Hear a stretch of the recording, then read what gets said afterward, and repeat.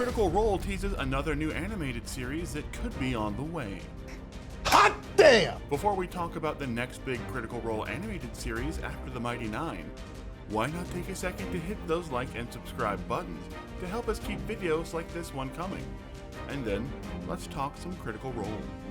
The Critical Role cast dropped a lot of major updates and reveals during their brief panel at the IGN Live event last weekend.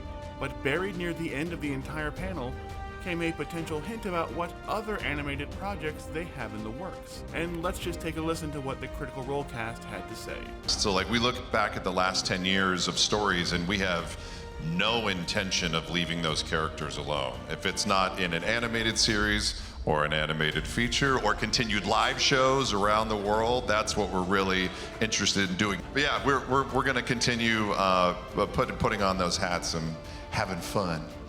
Basically, anything that Critical Role has done in the first 10 years is fair game for an animated series or even an animated feature film. But this definitely seems like confirmation that Bell's Hells is getting the animation treatment next. And honestly, that could be the best way to enjoy Campaign 3 when it does happen. Critical Role has repeatedly proven, with Legend of Vox Machina, that they're not shy about changing details from the actual play to fit the animated versions better. And they have only doubled down on that when talking about changes in the Mighty Nein animated series. It's a totally new approach. We're also taking a fresh look at how those interactions happen. We've said this before as well, that it's a fresh approach. It's new. There are going to be some changes. Prepare yourself. And no campaign needs more revisions and changes than the often messy and meandering Campaign 3. It would also give the cast a chance to add some much needed backstory to many characters that we barely got to dive into, like Ashton, or add depth to the shallower, jokey characters like Chetney that just weren't supposed to be in the show for that long.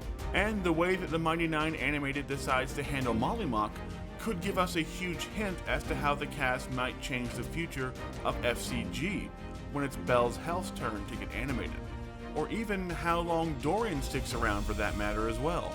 Campaign 3 had a lot of misstep, from the constant appearances of Campaign 1 and 2 characters to act as plot devices to kind of save the day out of nowhere, to the meandering side quests, and especially how poorly developed the alleged big bad Ludinus wound up being. The animated series could actually make Ludinus into the really threatening, terrifying character he was supposed to be, instead of him and his clones just being easily thwarted every time the party came across them.